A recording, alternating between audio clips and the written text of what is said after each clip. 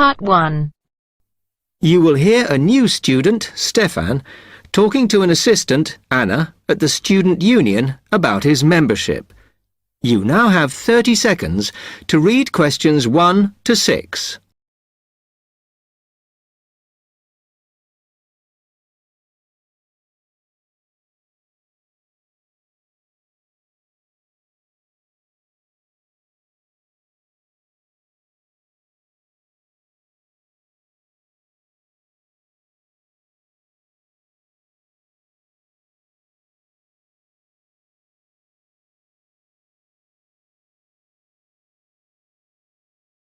Hi, can I help you? Yeah, I hope so. This is the first time I've been down to the union. I'm a new international student, and I just wondered what to do. Oh, right. Well, normally we ask international students to fill out this form, and we put your details on the wall by reception. Then other students can contact you. It's a way for everybody to get to know each other. It can be a bit lonely otherwise. Oh, I see. What's your name? I'm Anna, by the way. It's Stefan Unger. OK, well, just write that there, next to name, and then fill in the rest. Right. What does it mean, degree program? Oh, just if you are an undergraduate or a postgraduate. Or maybe you're just here for a short course? I'm a postgraduate. Oh. Do I need to say what in? Not really. It's too much detail. But you should put your department, so people who have the same interests or problems as you can get in touch. So I'm studying marine construction, so for department, do I put down the science faculty then? Just your actual department. That must be engineering, no? Oh, I see, yes.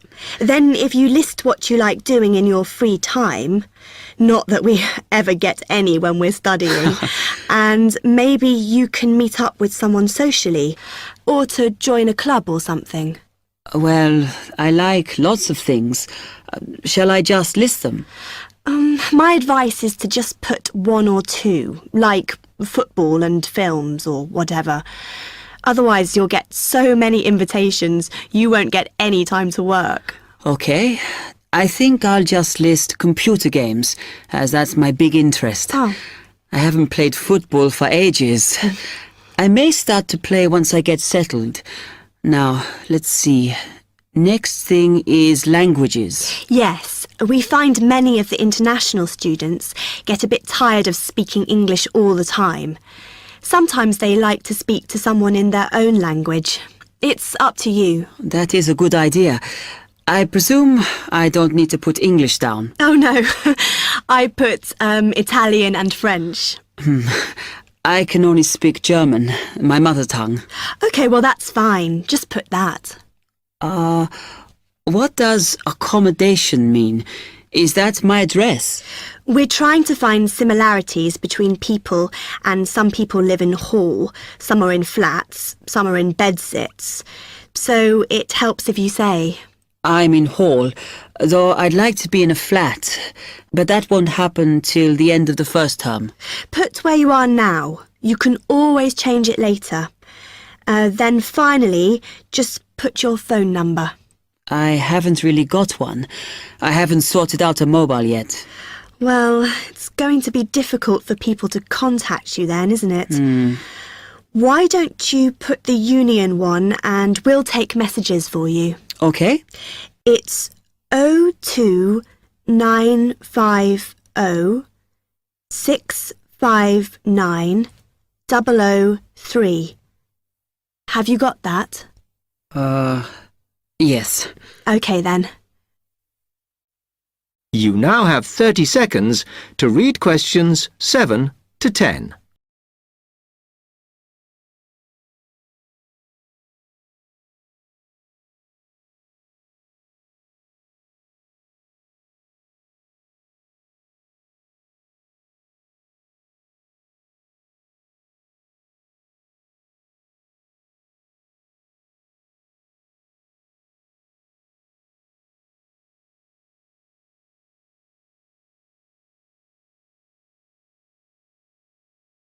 Oh, I had a couple more questions about the services you've got here.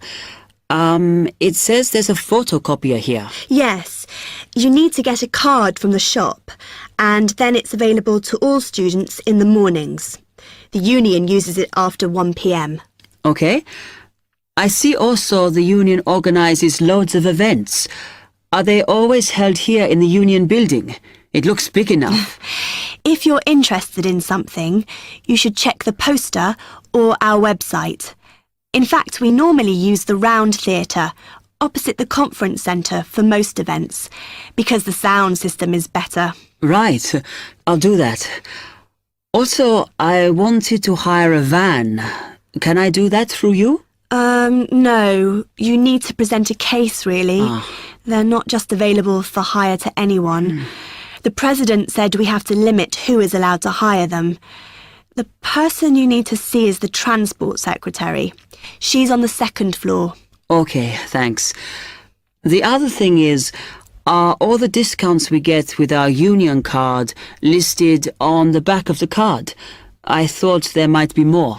No, that's it, I'm afraid. Mainly books, clothes and music. Though we are currently negotiating to get one on newspapers, so that should be valid from next term. Okay, thanks a lot for your help.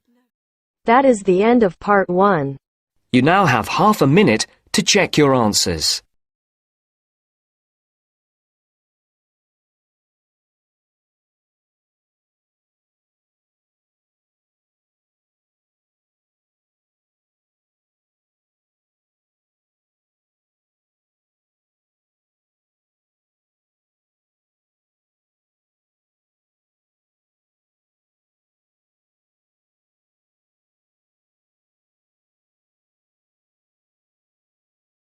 Now turns to part 2. Part 2. You will hear a library assistant talking about the library she works in. You now have 30 seconds to read questions 11 to 15.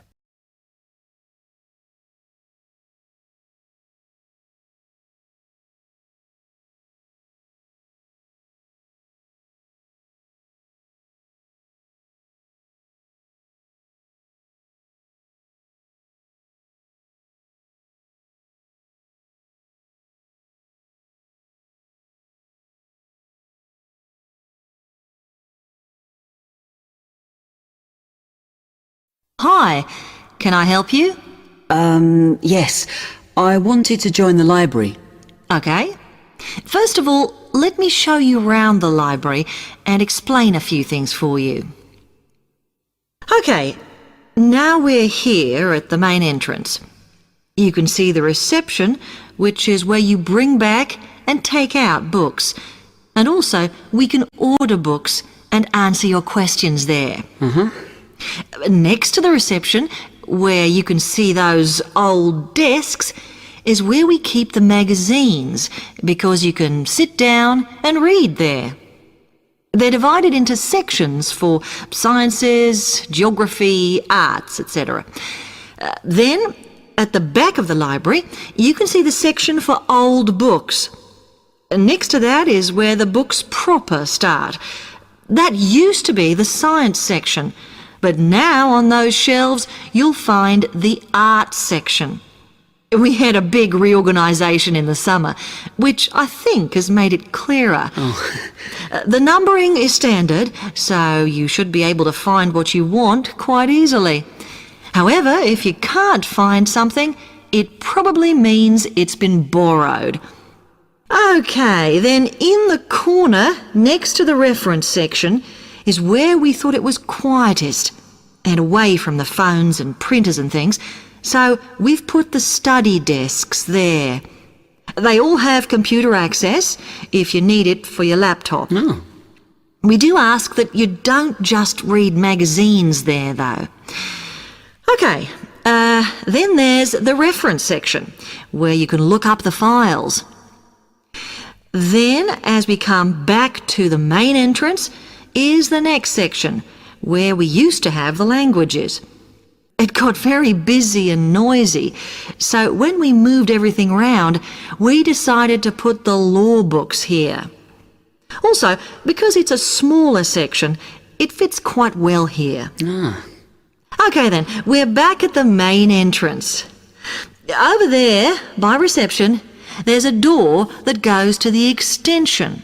And we have further sections, such as languages and study desks through there. So you could have a look round when we've finished. Then, just between reception and the door here, is where we decided to put the computers. But the computer magazines are in the magazine section, as we found too many went missing here. OK, is that everything? You now have 30 seconds to read questions 16 to 20.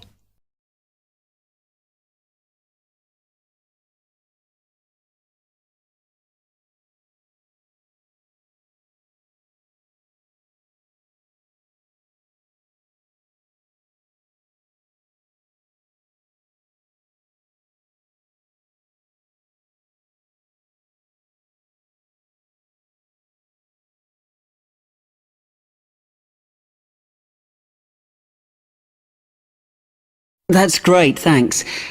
Can you just tell me a bit about borrowing and the rules and whatever? Of course.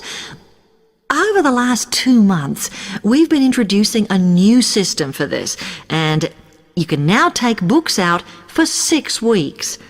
That's generally enough for most people.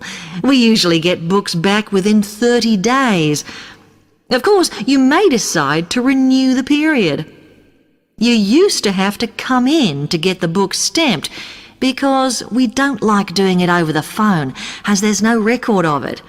But now you can do all that via email. Oh.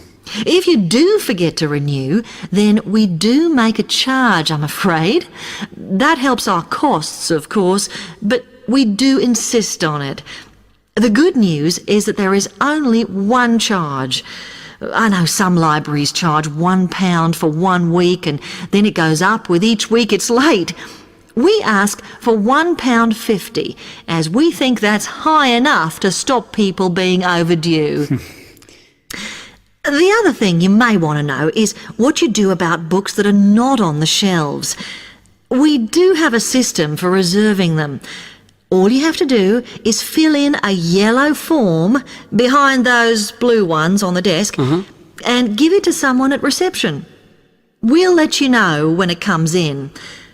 Also, sometimes you will need a journal article that we don't have but can get from other libraries. So we offer an ordering service if you need it. Now, if you'd like to fill in this form here... That is the end of part 2. You now have half a minute to check your answers.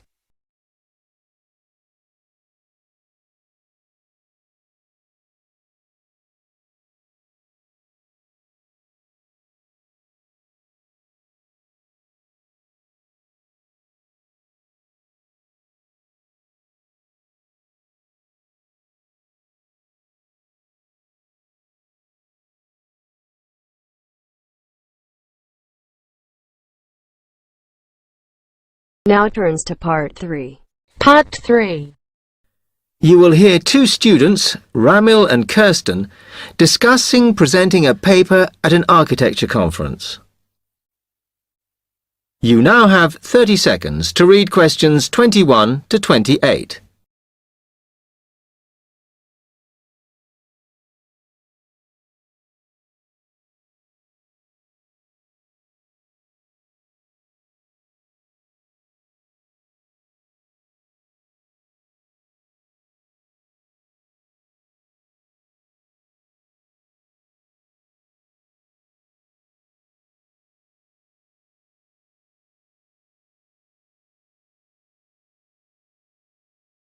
Hi, Kirsten.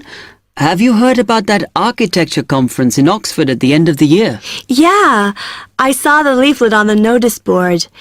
As it's my final year, I ought to try giving a paper, but I've got no idea how to go about it. Oh, I think you should go for it. I did one last year. It's quite straightforward. First of all, you need to see what the conference themes are. You know, what topics they're covering. You can do that by looking it up on the website. You need to submit a paper that falls into one of the categories they give you. Oh, that may give me some ideas. Then, while you're doing that, you should also have a look at the information on how to submit your paper. The rules, if you like, such as the length. It's important you follow those. I see.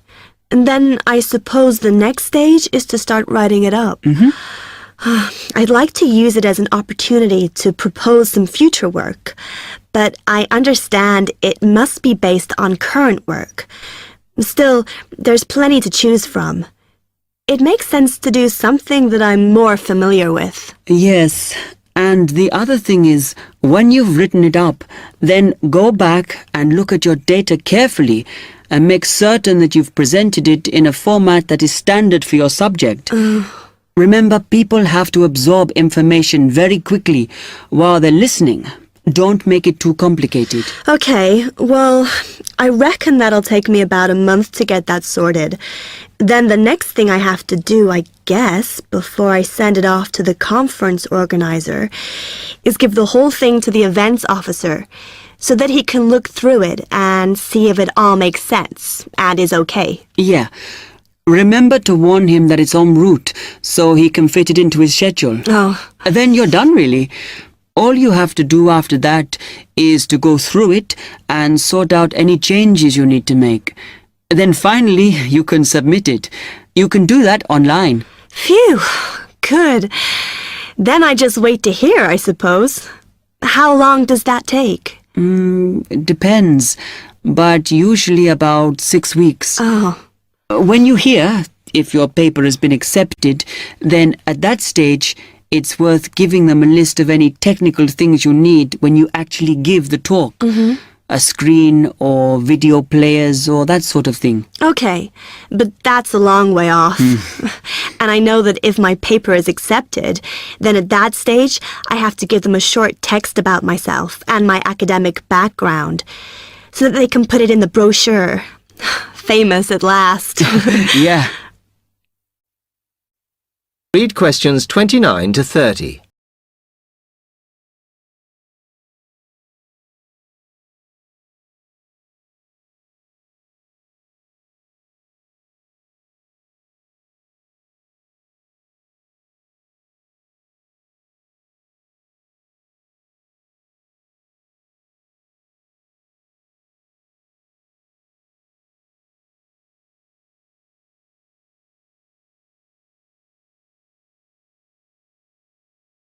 Right, well, I've got to get a couple of things sorted if I'm going to get this paper completed. Have you got enough data? Possibly. I'd like to reinforce some of it, though, so I thought I'd send out some more questionnaires. I was looking at that thesis that Angela wrote last year, and she said you need a sample of over 100 to be sure of your results. I think some of this year's postgraduates are doing some of the same stuff as you on buildings. Why don't you talk to them? I'll end up getting confused. It would be more useful for me to actually go out to that site by the rail bridge to see how they're building the new factory. Oh. I managed to get hold of Professor Barnett at London University, and he said I should go out and take pictures.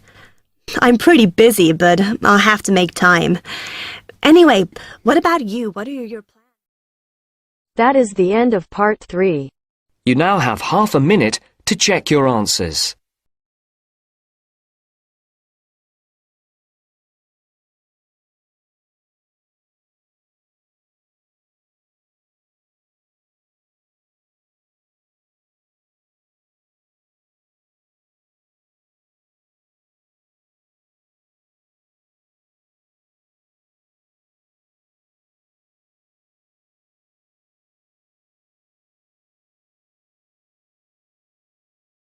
Now turns to part 4. Part 4. You will hear part of a lecture on the current and future use of mobile phones. You now have 30 seconds to read questions 31 to 40.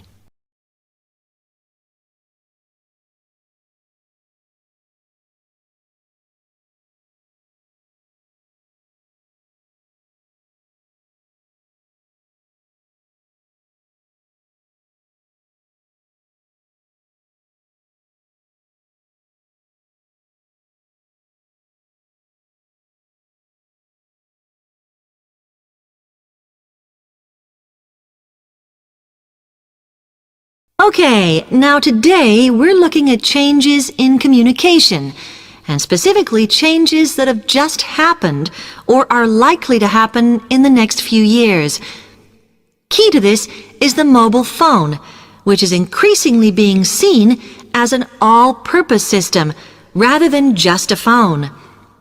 If you only use your phone for texting and making calls now, you will be amazed at how you'll be using it in the future. The technology has been developed for a range of other uses. For example, phones could be used so that if you are meeting someone and they get lost, you could send them a map of your location to help them. This will save all those complicated explanations over the phone and our poor friends or colleagues trying to drive and find out where they are at the same time. And if you get bored waiting, or if you're traveling, for example, you will soon be able to see TV news on your phone as it is actually being broadcast. This means that you won't have to miss any of your favorites if you were away for a few days. Most people have got used to texting now, and young people send pictures to each other. But what is exciting is the possibility of putting music with them before you send them. And it's not all frivolous. Phones are going to become even more critical in business and education. Some recent developments have a highly practical usage. So, for example, as lecturers, we will be able to send everybody a text to let them know if lectures have been cancelled. And the new phones could have a further use in education, as well as business, as they will enable us to go to any destination, such as when we are doing a field trip, for instance.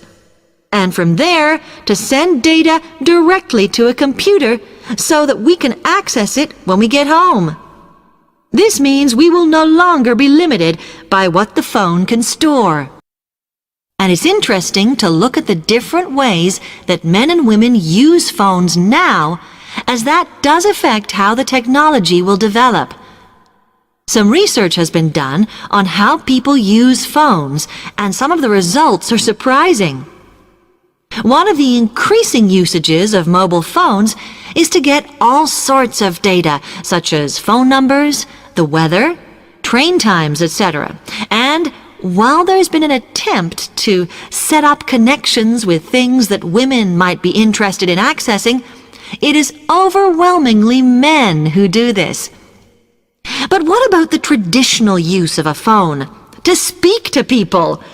I suppose we would predict that it is mainly women who use phones as a method of contact for friends and family, but, in fact, the genders exploit this facility equally. I've spoken about the increased business usages that phones will offer, and I suppose we would associate this usage with men. The survey picked up, though, that women are often working from home or catching up with work in the evenings, so they use phones in this way as much as men do. Most of us are aware we can store photos on our phones. It's an ideal method of capturing a moment wherever you are. Women tend to be the group that keep photos on their phones, but it seems that men use their phones to actually take pictures much more than women do. And of course, all this knowledge affects the marketing that the companies will do in order to sell the phone. That is the end of part 4. You now have half a minute to check your answers.